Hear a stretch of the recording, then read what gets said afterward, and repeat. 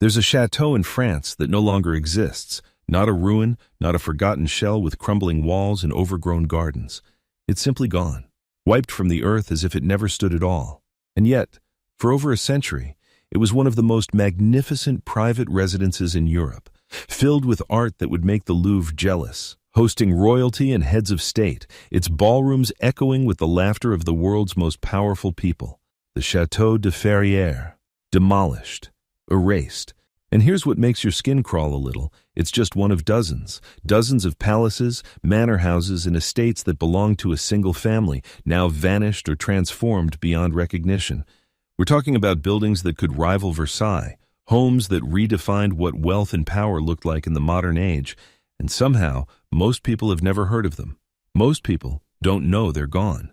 The Rothschilds built an empire not just of money, but of stone and marble, of gardens that took decades to mature, of art collections that would eventually seed the world's greatest museums.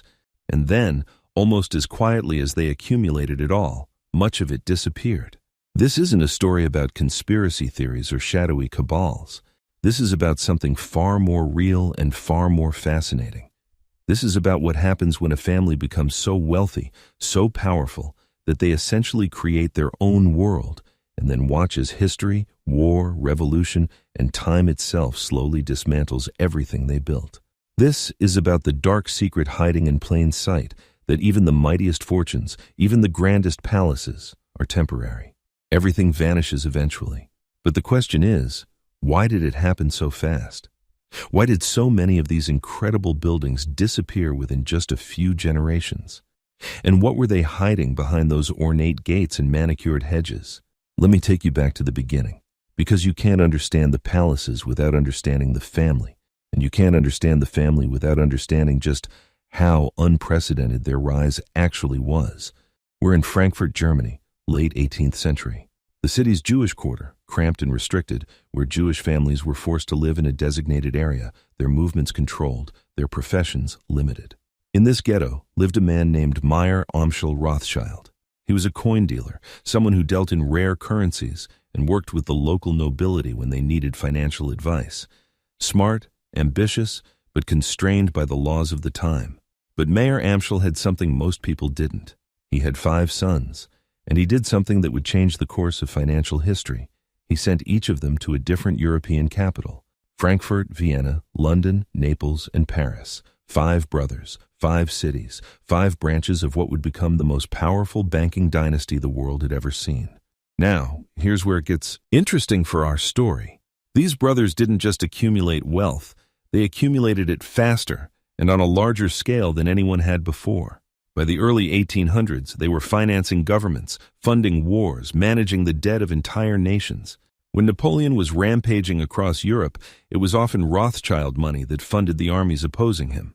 When Britain needed gold to pay Wellington's troops during the Peninsular War, it was Nathan Rothschild in London who organized it. These weren't just bankers. They were, in many ways, the central banks before modern central banks existed.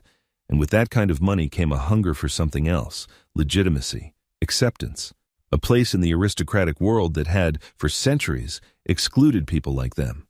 You have to understand, at this time, being Jewish meant you were locked out of most aspects of society, especially at the upper levels. You could be useful, sure, but you couldn't be one of them. The Rothschilds were determined to change that, and one of the most visible ways to do that was through real estate, through building homes that made statements, palaces that couldn't be ignored. The first generation kept things relatively modest, or as modest as immense wealth allows. But by the time we get to the second and third generations, the children and grandchildren of those 5 brothers, restraint went out the window. These younger Rothschilds had been raised with wealth, had been educated alongside aristocrats, and they wanted to live like them. Actually, that's not quite right. They wanted to live better than them. They wanted their homes to make the old aristocracy feel inadequate. And they succeeded. Between roughly 1820 and 1920, the Rothschild family built, bought, or completely renovated over 40 major estates across Europe and Britain. 40. We're not talking about nice houses. We're talking about palaces, chateaux, country manors that covered thousands of acres, buildings that required hundreds of staff, art collections that contained works by Rembrandt, Vermeer, Gainsborough, Reynolds, Gardens designed by the most famous landscape architects of the age. These homes were statements of power, certainly, but they were also something else. They were fortresses of a sort. Private worlds where the family could live on their own terms, surrounded by beauty they controlled, away from the prejudice and restrictions that still existed in broader society, even as they grew richer and more influential. Let's talk about Mentmore Towers first, because it sets the template for everything that came after. Baron Mayer de Rothschild, one of the English branch, decided in the 1850s that he needed a country house. What he built was absurd in the best possible way. Mentmore Towers, designed by Joseph Paxton, the same architect who created the Crystal Palace, was a massive Jacobean revival mansion in Buckinghamshire. Imagine a building that looks like it was pulled from the Elizabethan era, but built with Victorian engineering and filled with 19th century wealth. The place had a central hall that rose the full height of the building, with a glass roof that flooded the space with light, marble floors, gold leaf everywhere, priceless paintings lining every wall. And here's the thing that makes Mentmore important to our story. It wasn't just about showing wealth, it was about creating a complete world. The estate had its own farms, its own water supply, its own gas works. It was designed to be completely self-sufficient. Baron Mayer could, if he wanted, never leave his property and still live in absolute luxury. That's not just a house, that's a kingdom. But Mentmore was just the beginning. Over in Buckinghamshire, another branch of the family built Waddesdon Manor, and this is where things get truly spectacular. Baron Ferdinand de Rothschild wanted something that reminded him of the French chateau he'd seen in the Loire Valley. So he bought a barren hilltop in the English countryside and essentially built a French Renaissance palace on it. But first, they had to create the hill. Thousands of tons of soil were brought in, mature trees were transported fully grown, an entire landscape was manufactured. The house itself, completed in 1883, was designed to look like it had been transplanted from 16th century France. Towers, turrets, elaborate stonework, everything you'd expect from a Loire chateau. But inside, it was thoroughly modern. Electricity throughout, central heating, bathrooms with running water, which was still a luxury at the time. And the collections inside were staggering. Sèvres porcelain, Beauvais tapestries, paintings by Gainsborough and Reynolds, furniture that had belonged to French royalty. Ferdinand spent a fortune acquiring pieces from the Ancien Régime, from the French aristocracy that had been toppled during the Revolution. There's something almost poetic about that. A family that had been excluded from aristocratic society now owning the physical remnants of aristocratic power. Now let's cross the channel and talk about what the French Rothschilds were building, because this is where the story gets even more excessive. The Château de Ferrières. Built by Baron James de Rothschild starting in 1855, this was meant to be the ultimate statement. The architect, Joseph Paxton again, created what was at the time the largest private house in the world, not just in France. In the world. The main building alone covered over 100,000 square feet. The central pavilion had a double staircase that wouldn't look out of place in an opera house. The ballroom could host hundreds. The estate sprawled over thousands of acres of French countryside, with gardens, forests, hunting grounds, stables that were more elegant than most people's homes. When it was completed, Baron James threw a party and invited Napoleon III, the Emperor of France. The emperor, reportedly, toured the house, saw the opulence, the art, the sheer scale of everything, and said to his host something along the lines of, "I'm just a prince compared to you." Whether he actually said those exact words or not, the sentiment was real. The Rothschilds had built something that made imperial palaces look modest. The Austrian branch wasn't going to be outdone. In Vienna, the Rothschilds built multiple palaces, but none more impressive than the complex on Prinz Eugenstrasse. Multiple buildings, all connected, all filled with art and luxury that reflected Vienna's position as the cultural heart of the Habsburg Empire. The Vienna Rothschilds were particularly close to the Austrian royal family, had been granted titles of nobility, and they built homes that reflected that status. These weren't just houses, they were cultural institutions. The Vienna Rothschilds hosted some of the most important salons of the 19th century. Scientists, artists, composers, writers, all gathered in these palaces. Brahms played private concerts there. Strauss waltzes premiered in their ballrooms. This was where culture happened, where decisions about art and music and literature were made over champagne and conversation. And then there was the Naples branch, which had a different kind of power entirely. The Rothschilds in Naples were essentially the bankers to the Kingdom of the Two Sicilies, one of the wealthiest Italian states.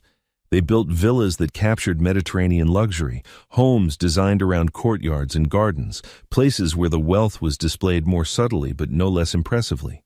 The art collections here focused on Italian masters, and the homes themselves became galleries. By the late 19th century, the Rothschild family owned an almost incomprehensible amount of prime real estate across Europe. In England alone, they had Mentmore, Waddesdon, Halton House, Tring Park, Gunnersbury Park, Exbury House, and several others.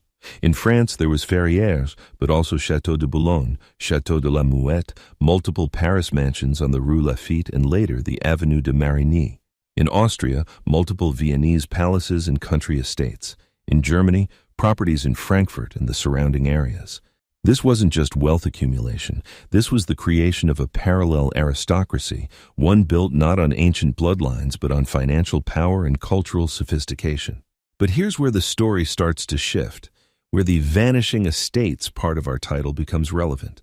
Because for all their power, for all their wealth, the Rothschilds were building their empire during what would turn out to be the sunset of the old European order. The world that made these palaces possible, the world of aristocracy and inherited privilege and vast private wealth, was about to be shattered. And the Rothschilds, despite all their intelligence and foresight, couldn't stop it. The First World War changed everything, not immediately and not in ways that were obvious at first. The family's bank survived the war. The Rothschilds themselves, spread across multiple countries, had the complicated experience of having family members on opposing sides of the conflict, British Rothschilds versus Austrian and German ones. But they all survived. What changed was the world around them. The war bankrupted the old European powers. It toppled empires. The Austro-Hungarian Empire collapsed. The German Empire fell. The Ottoman Empire was carved up. And in Russia, the Bolshevik Revolution created the first communist state, one that was explicitly hostile to everything the Rothschilds represented. The world of hereditary aristocracy and vast private wealth was suddenly under attack, ideologically and practically. The estates started to feel different after the war. Maintaining these massive properties had always required enormous wealth, but it also required cheap labor, stable economies, and a social order that accepted vast inequality. After 1918, all of those things were in question. Taxes increased dramatically. Death duties in Britain, for instance, became punitive. When a Rothschild patriarch died, the family might have to sell off significant assets just to pay the inheritance taxes. The staff needed to run these estates was harder to find. Young men who might have been footmen and gardeners and stable hands before the war now had other options, factory jobs that paid better and didn't require the same level of subservience. The social contract that made these massive private estates possible was fraying. But the real catastrophe came with the Second World War. When Nazi Germany began its expansion across Europe, the Rothschilds, as the most prominent Jewish family on the continent, became immediate targets.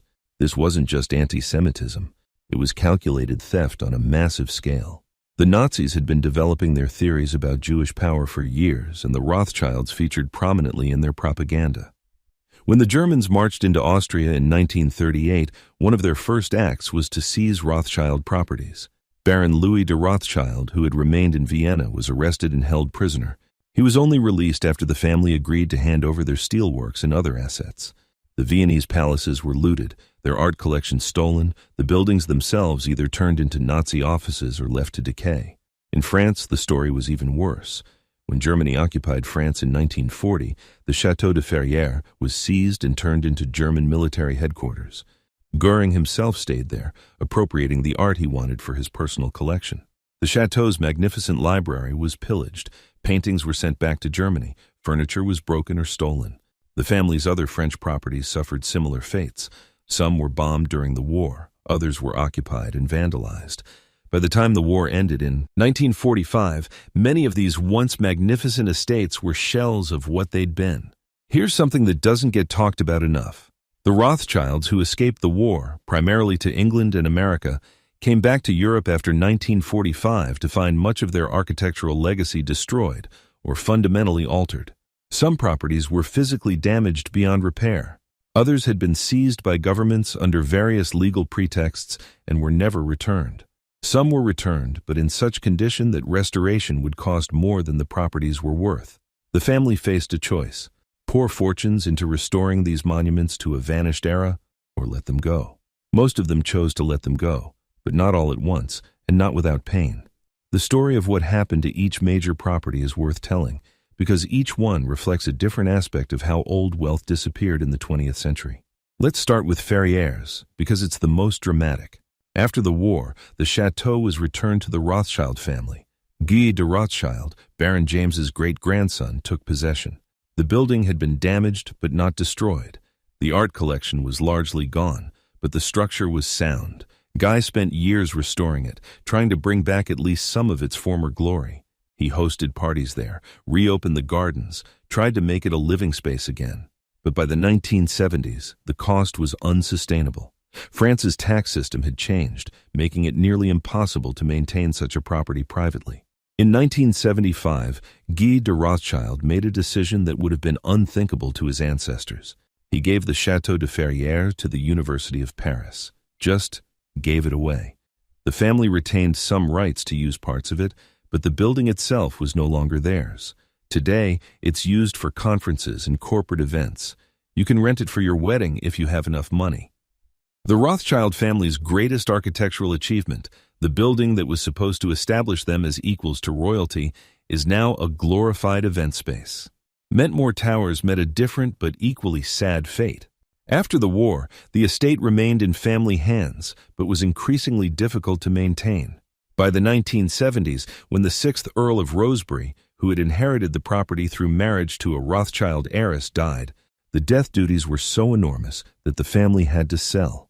They tried to keep the estate together, offered it to the nation as a museum. The British government refused, so the house and its contents were auctioned off in what was, at the time, one of the most significant art sales in history. £18 million worth of art, furniture, and decorative objects sold over 10 days in 1977. Mentmore itself, the building, was bought by a religious organization and later by another group. It's been empty or underused for decades. This massive Victorian fantasy, built to last forever, has been essentially abandoned. You can find photos online if you search hard enough. The central hall with its glass roof is still magnificent, but it's also slowly crumbling. Weather damage, lack of maintenance, the same story you see in so many of these buildings. Waddesdon Manor actually survived, and it's one of the few Rothschild estates you can still visit in something close to its original state. But it only survived because the family essentially gave it away. Baron Ferdinand, who built it, left it to his nephew James, who then died without heirs. The estate was willed to the National Trust in 1957 with a substantial endowment to maintain it. Today, it's a museum and tourist attraction. It's beautiful, it's well maintained, but it's not a home anymore. It's a monument to a vanished era, a place where tourists can pay admission to see how the other half used to live. The Rothschild family maintains close ties to it, and some family members still use portions of it occasionally, but the days of it being a private palace are long gone. The Austrian properties were essentially wiped out. After the war, the new Austrian government was not eager to return looted property to wealthy families, even ones that had been victims of the Nazis. Some properties were returned, but in such ruined condition that they were demolished. Others were kept by the state and converted to government use.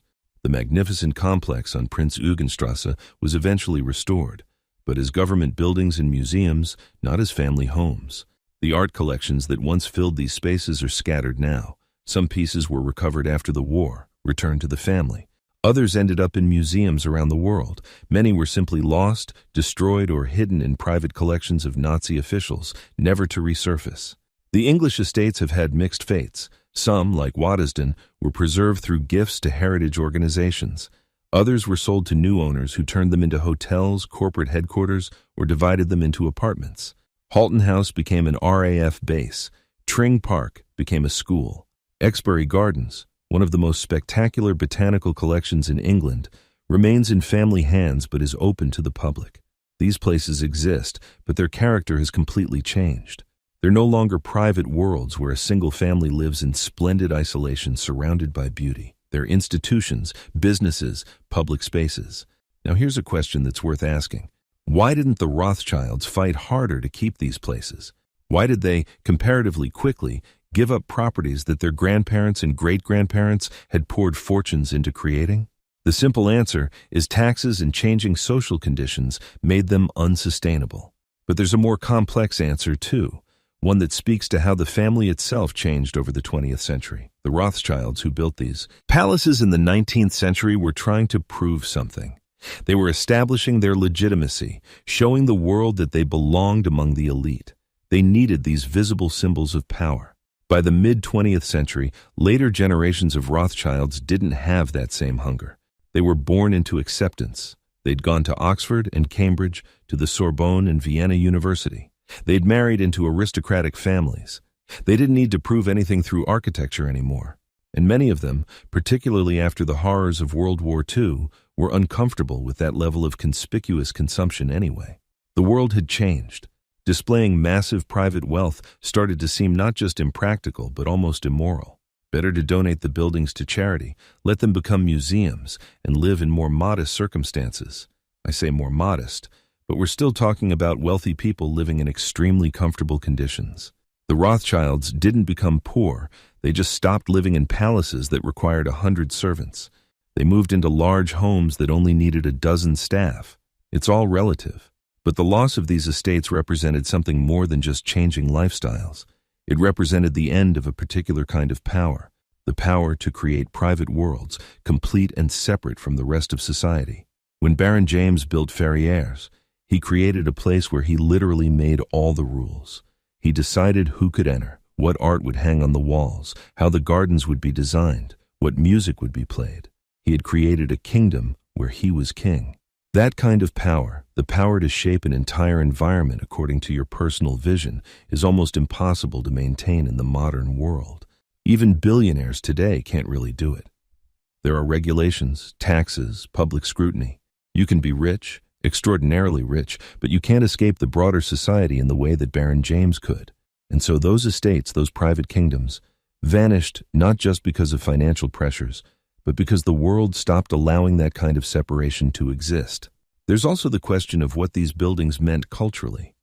The Rothschild palaces were, in many ways, museums before museums as we know them existed. The art collections inside them contained some of the finest examples of European painting, sculpture, and decorative arts. When these estates were broken up, when the collections were sold or donated, those artworks entered the public sphere. You can go to the British Museum, the Louvre, the Metropolitan Museum, and see objects that once sat in Rothschild dining rooms. On one level, that's wonderful. Art that was hidden away in private homes can now be seen by millions. But on another level, something was lost. These weren't just collections of individual objects. They were carefully curated environments, places where the art, the architecture, the gardens, all worked together to create a complete aesthetic experience. When you break that up, when you scatter the paintings to different museums and the furniture to different collections, you lose the gestalt, the sense of how all these pieces fit together. You lose the vision of the person who assembled it all. And there were some genuinely brilliant aesthetes among the Rothschilds. Baron Ferdinand at Waddesdon had an eye for beauty that rivaled any museum curator. His choices about how to display objects, how to pair paintings with furniture, how to create rooms that were both lived in and museum quality, those insights were lost when the collections were dispersed. Let me tell you about some of the smaller estates too, because they tell their own stories. The Rothschilds didn't just build massive chateaux. They also created dozens of smaller properties, hunting lodges, seaside villas, alpine retreats. Each one was an expression of taste and wealth, and each one met a different end. In Buckinghamshire, there was a property called Aston Clinton House, not as famous as Waddesdon or Mentmore, but still a significant estate. It burned down in the mid-20th century. Just gone.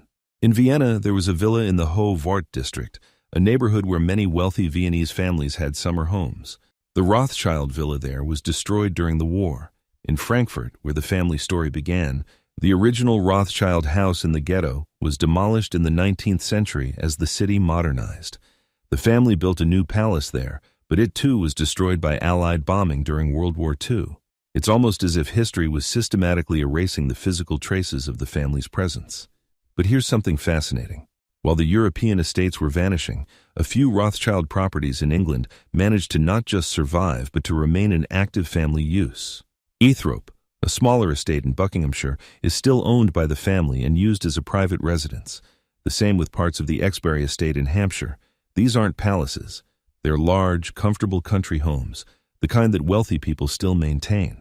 What allowed these to survive when the palaces didn't? Scale, mostly. They were expensive to maintain, but not impossibly so. They could be run with modern staff levels. They didn't require armies of servants. They fit into the modern world in a way that Ferrières never could. There's a lesson in that about the nature of sustainable wealth. The things that survive are the things that can adapt. The Rothschilds, who tried to maintain lifestyle and property types that belonged to an earlier era, eventually had to give up. The ones who adapted, who were willing to live a little more modestly, managed to hold on to at least some of their architectural legacy.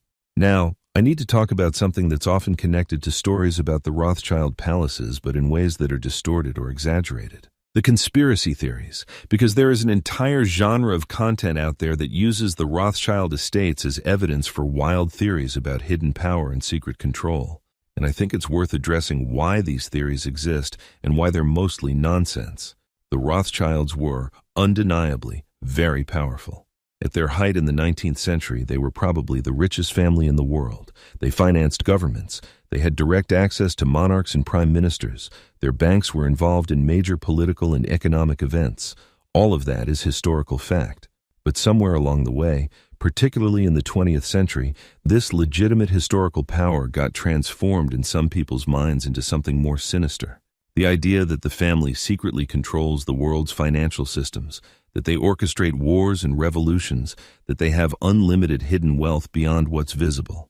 These theories are nonsense, and they're often rooted in anti-Semitism, the old trope of Jewish puppet masters controlling society. But I mention this because the vanishing of the estates actually contradicts these conspiracy theories. If the family had the kind of power these theories suggest, why did they lose so many of their properties?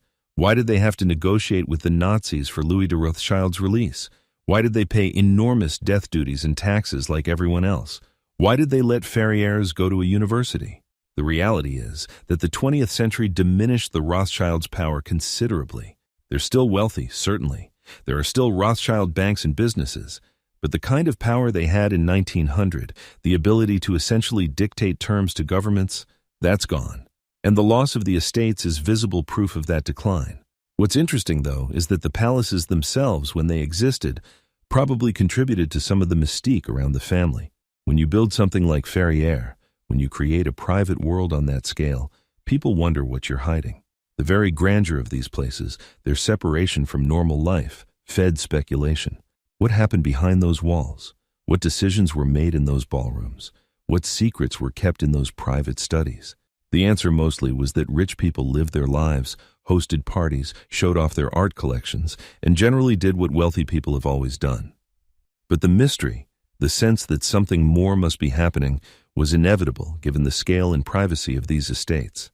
Let me tell you about one property that encapsulates so much of this story. Gunnersbury Park in London. It was bought by Nathan Mayer Rothschild in 1835 and became one of the family's main residences in England for decades. It was massive, over 180 acres within what's now Greater London, and the house was a Regency mansion that the family extensively remodeled. For about 90 years, it was a center of Rothschild power in England, garden parties with hundreds of guests, private meetings with politicians, art acquisitions, all the things these estates were used for. Then, in 1925, the family sold it, not because they had to, not because it was seized or destroyed. They just didn't need it anymore. London had changed. The family didn't need a massive estate on the edge of the city when they had townhouses in Mayfair and country estates elsewhere. Gunnersbury was sold to the local councils, who turned it into a public park. The house became a museum, though not a particularly well-maintained one. By the late 20th century, it was in terrible condition, suffering from decades of deferred maintenance. In recent years, there's been a restoration project, and the house has been reopened to the public. You can visit it today.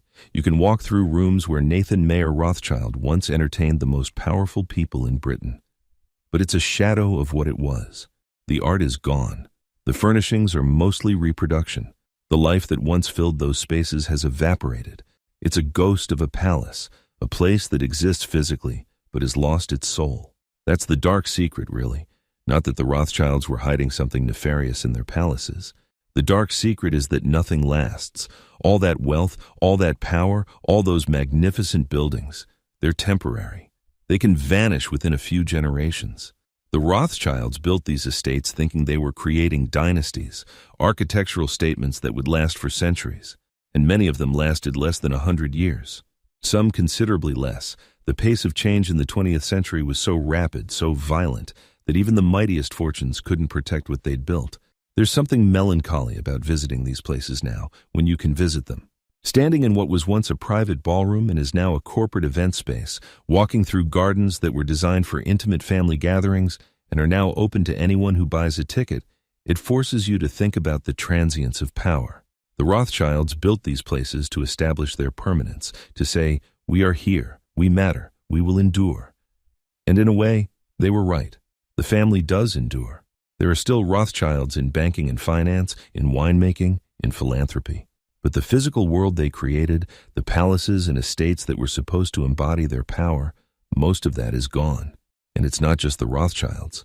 The 20th century saw the dismantling of virtually all the great private estates of Europe. The Vanderbilt houses in America, most of them are museums or demolished. The Astors lost most of their properties. The great ducal estates of England have almost all been broken up or donated to the National Trust. What the Rothschilds experienced, this arc from building to loss, was happening to wealthy families everywhere. The world changed, and the old model of maintaining vast private establishments became impossible. But the Rothschild story is particularly dramatic because it happened so quickly and so completely. In 1900, the family probably owned more significant real estate than any other private family in the world. By 2000, most of it was gone. That's a complete transformation in just 3 generations. And it's worth asking whether this was inevitable. Could the family have held on to more? Could they have found ways to adapt the estates to modern conditions? Some have argued that if they'd been willing to open properties to the public earlier, as museums or historic houses, they could have maintained ownership while sharing the spaces. Waddesdon shows that model can work. But most of the family chose not to go that route, at least not until it was too late. They valued privacy and the ability to live in these spaces as homes, not tourist attractions. Once that became impossible, they let them go rather than fighting to keep them in some diminished form. There's also a generational shift that's important to understand. The Rothschilds who built these palaces, the Baron James types, they were obsessed with status and legitimacy.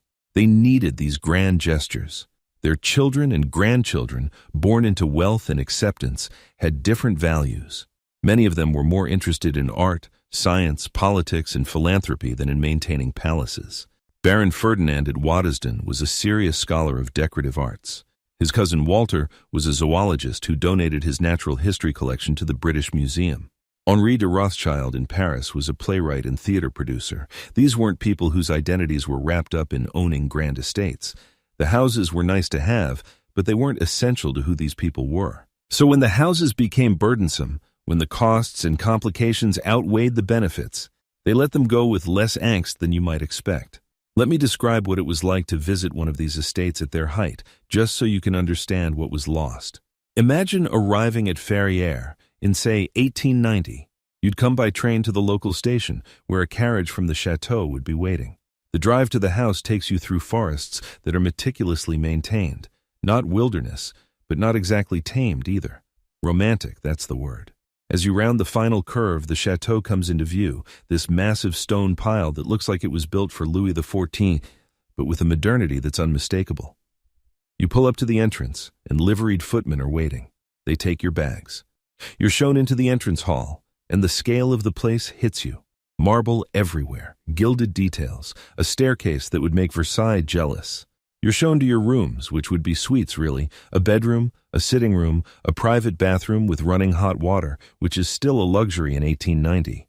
The furniture is French 18th century, the real thing, not reproduction. There are fresh flowers everywhere. Your evening clothes have been unpacked and pressed by servants you never see. You dress for dinner, and you descend to find the other guests gathering. And this is where these places really came alive. The guest list at a Rothschild gathering might include a duke, a famous artist, a scientist, a politician, a beautiful actress, a composer. The conversation at dinner would range across everything. Politics, art, music, the latest discoveries in science, gossip about the royal courts. The wine would be from the family's own vineyards or from the finest cellars in France. The food would be elaborate, course after course prepared by chefs trained in the greatest kitchens. After dinner, there might be music in the salon, a private concert by someone famous, or maybe just conversation and cards. And late at night, you'd retreat to your rooms and you'd think about what it means to live like this, to exist in a world so completely removed from ordinary life. That was the reality of these places for a few decades. Not for the Rothschilds themselves necessarily, they were used to it, but for their guests, it was a glimpse into a different world. And it was all made possible by an enormous infrastructure that was invisible to the guests. Hundreds of servants working in kitchens and laundries and stables, gardeners maintaining the grounds, engineers keeping the heating and plumbing systems running, security staff watching the perimeter. It was like a small village organized around the comfort of a few dozen people at most. That model can't work in the modern world. It's not just that it's expensive, though it is. It's that the social relationships it depends on don't exist anymore. You can't find people willing to be footmen and ladies' maids in the way you could in 1890. The deference and hierarchy that made those estates function have disappeared. And good riddance, honestly. But it means that recreating that kind of life is impossible, even if you have the money. Now, there are a few exceptions to the vanishing trend that are worth noting. In France, there's Chateau Lafite Rothschild, the famous winery. It's still owned by the family, still produces wine, still functions as a working estate. But that's a business, not just a residence. It survives because it produces something of value beyond just being a nice place to live. The wine brings in revenue, justifies the maintenance costs. That's a sustainable model. Similarly, in England, some of the smaller estates that remained in family hands did so because they were repurposed. They became farms or event venues or were leased out. The ones that tried to remain purely as private residences are mostly gone. And we should talk about what happened to the art, because in many ways, the art collections were even more important than the buildings. The Rothschilds assembled some of the greatest private collections in history. Dutch masters, English portraits, French decorative arts, illuminated manuscripts, rare books. The breadth and quality were staggering. When the estates were broken up, this art scattered. Some went to museums through donation or bequest. Some was sold at auction and ended up in other private collections. Some was lost during the war and has never been recovered. There's a whole industry of art historians and provenance researchers trying to track the movement of this material, figuring out what piece was where, who owns it now, whether any of it was sold under duress. It's complicated work, and it's ongoing. The Rothschild name and the provenance of a painting can add value, but it can also complicate things legally, especially for pieces that passed through Europe during the Nazi era. One of the most famous Rothschild art stories involves the Rothschild Fabergé egg collection. The Russian Rothschilds, before the revolution, had acquired several of the famous eggs made by Fabergé for the Russian imperial family. When the Bolsheviks came to power, many of these eggs were seized and eventually sold off to raise hard currency. They ended up scattered around the world. Some are in museums, some are in private collections. A few have sold in recent decades for tens of millions of dollars. The Rothschild connection adds mystique and value. These eggs represent wealth on multiple levels: the wealth that originally commissioned them, the wealth that acquired them from the imperial family, the wealth required to buy them now. They're emblems of a vanished world. And the fact that they survived when so much else didn't makes them even more valuable. There's a certain irony in the fact that the Rothschilds, who were excluded from the aristocracy for so long, ended up owning so much of aristocratic culture. The furniture, the paintings, the decorative objects that filled their homes, much of it had belonged to French nobles or English lords who fell on hard times and had to sell. The Rothschilds became, in effect, the custodians of European high culture at a time when the old aristocracy was declining.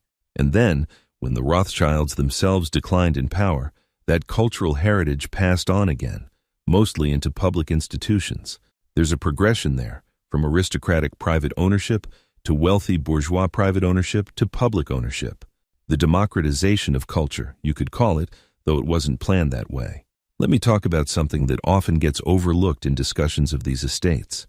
The people who worked there, the servants, the gardeners, the stable hands, the cooks, all the people whose labor made these places function. For many of them, working for the Rothschilds was considered a good position. The family, by and large, treated their staff well, paid decent wages, provided housing and other benefits. There are oral histories from descendants of Rothschild servants, and many speak fondly of the experience, but it was still a profoundly unequal relationship. Your life revolved around serving the comfort of people who lived in a completely different world. You might work at Waddesdon for your entire life and never actually sit in the main rooms except to clean them. You'd see the art, but never own anything like it. You'd prepare food you'd never eat. That divide between the served and the servants is part of what made these estates possible, and it's part of why they couldn't last. As society became more equal, as workers gained rights and options, the servant class that grand estates depended on disappeared.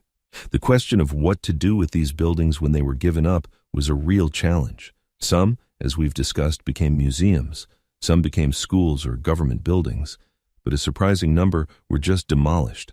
It was often cheaper to tear down a massive, outdated house than to find a new use for it. Heating and maintaining a 100-room palace is expensive, even if you're not living in it. In England particularly, there was a period after World War II when country houses were being demolished at an alarming rate. Dozens, maybe hundreds of significant houses were knocked down because no one knew what to do with them. A few Rothschild properties met this fate. Buildings that had taken years to construct, that represented enormous investments of money and artistry, reduced to rubble in a matter of weeks. There's something brutal about that, but also pragmatic. If a building has no function, if it's not economically viable to maintain, what's the point of keeping it? That's the modern view. But it's also a view that doesn't account for the loss of history, of beauty, of connection to the past. We're at a point now where most of the Rothschild palaces that are going to survive have already survived. The ones that made it through the 20th century have generally been stabilized, restored, repurposed in sustainable ways. The ones that didn't make it are gone, and they're not coming back. We're left with photographs, descriptions, auction catalogs, and memories passed down through generations. And increasingly, we're left with the question of what these places meant and why we should care that they're gone. I think we should care for a few reasons. First, these were architectural achievements, examples of what was possible when money and ambition and talent came together. The craftsmanship that went into these buildings, the artistry, that's worth remembering. Second, they represent a particular historical moment, the height of liberal capitalism in Europe, the brief period when private wealth could accumulate to extraordinary levels and be displayed openly. Understanding that moment helps us understand the world we live in now, where wealth is just as concentrated but usually less visible. Third, the story of these estates is a story about the limits of power and the inevitability of change. Even the Rothschilds, for all their wealth and influence, couldn't stop history. Their palaces fell to the same forces that toppled empires and reshaped continents. But there's also something else, something harder to articulate. These places represented a particular vision of beauty and order. They were attempts to create perfect worlds, spaces where every detail was controlled, where art and nature and architecture all worked together to create something transcendent. That impulse, to create beauty, to shape the world according to an aesthetic vision that's fundamentally human. We may not approve of the inequality that made these estates possible, but we can still appreciate the beauty that was created. And we can mourn what's been lost while also recognizing that loss was probably inevitable and maybe even necessary. The Rothschild palaces were never just buildings. They were statements, arguments made in stone and marble and gold leaf about what mattered, about what wealth and power could achieve. They were also, in their way, warnings. They showed how quickly supremacy can turn to nostalgia, how the mighty can fall, how the most solid-seeming structures can vanish. Baron James de Rothschild thought Ferrières would stand for 1,000 years. It barely made it to 200. That should make all of us think about what we're building, what we think will last, and whether permanence is even possible in a world that changes as rapidly as ours does. So what's the legacy of these vanished estates? It's complicated. They seated museums with incredible art. They set standards for architecture and landscape design that influenced broader culture. They employed thousands of people over the decades. They hosted gatherings that shaped political and cultural history, but they also represented an extreme of inequality, a concentration of wealth and power that we generally consider problematic today. They were beautiful and excessive, impressive and troubling, all at once. The few estates that survive in public hands, like Waddesdon, serve an interesting function now. They're educational tools, places where people can see how the extremely wealthy lived in the 19th century. Walking through these spaces, you get a sense of both the grandeur and the absurdity of it all. Did any family really need a ballroom that could host 500 people? Did they need gold leaf ceilings and marble fireplaces in every room? Of course not. But the fact that they built these things tells us something about human nature, about the drive to create beauty and display power. These estates are history lessons, not just about the Rothschilds, but about the era that produced them. And maybe that's the final secret, the darkest one. Everything we build is temporary. Every fortune eventually dissipates. Every palace eventually crumbles or gets repurposed or demolished. The Rothschilds learned this the hard way. Their palaces, which were supposed to last forever, vanished within a few generations. And if it happened to them, with all their resources and all their power, it can happen to anyone. The modern billionaires building massive estates today, they probably think their creations will endure. They probably can't imagine a world where their children or grandchildren would give up these properties, where forces beyond their control would make them unsustainable. But the Rothschilds couldn't imagine it either. And look what happened. History has a way of humbling even the mightiest. This story, the story of the Rothschild palaces, is really a story about time and change. It's about how quickly the world can transform, how rapidly what seems permanent can become obsolete. In 1900, these estates seemed eternal, monuments to a family that had conquered the financial world and established itself among the elite. By 2000, most were gone. That's not even 4 full generations. It's a blink of an eye in historical terms. And yet in that blink, everything changed. Empires fell. Wars reshaped continents. Social structures that had existed for centuries collapsed. And the Rothschild palaces, for all their solidity, couldn't withstand those changes. So the next time you hear about a billionaire building a massive estate, think about Ferrières. Think about Mentmore. Think about all those Viennese palaces that were looted and left to decay. Think about the fact that no matter how much money you have, no matter how solid the foundation, everything is temporary. The stones might last, but the life that animated those stones, the power and wealth that built them, that vanishes like morning mist. The dark secret of the Rothschild palaces is that there is no secret, no hidden knowledge or conspiracy. There's just the hard truth that everything ends. Everything changes, and nothing we build, no matter how grand, can outlast the tide of history. And somehow, understanding that doesn't make the story less fascinating. It makes it more human, more poignant, more real. Because in the end, we're all building things we hope will last, and we're all going to be proven wrong.